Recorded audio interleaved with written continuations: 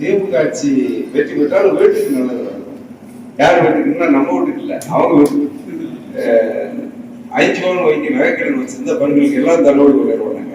அது பாவம் தாய்மார்கள் ஆசைப்பட்டு வைக்காதவங்கெல்லாம் போய் இருக்கிற காதல் கம்மலும் மூக்குத்தி இன்னும் சொல்ல போனா தாலிக்கு இப்படி வரை கொண்டு வச்சுட்டாங்க.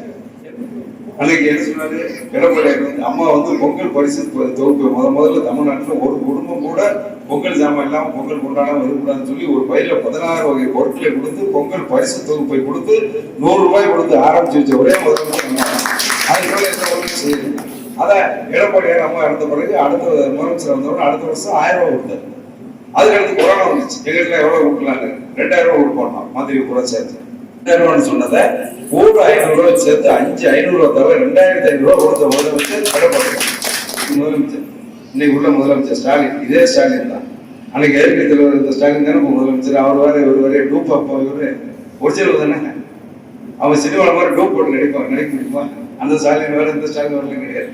இதே ஸ்டாலின் அன்னைக்கு இயற்கை தலைவர் வந்து என்ன சொன்னா தெரியுமா? ஏன் 2000 ரூபாய்க்கு 5000 ரூபாய் கோடி வேண்டாரு. அதை பார்த்தாங்க நம்ம தாய்மார் சகோதரிகள். ஏப்பா நீங்களும் தள்ளுபடி பண்ணிருக்காரு, நம்ம பிள்ளைகளுக்கு அவங்களுக்கு கடன் தள்ளுபடி ஆகிடுவாரு, 5 பவுன் நகைக்கடை அவர் தள்ளுபடி பண்ணுங்க, நீட்டு தள்ளுபடி இருந்து இவங்க 10 வருஷமா இருந்து செய்யலையா?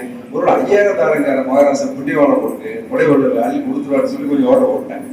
இப்படி ஏமாற்றி மக்களை ஓட்டு வாங்கி வந்து ஒண்ணுமே செய்ய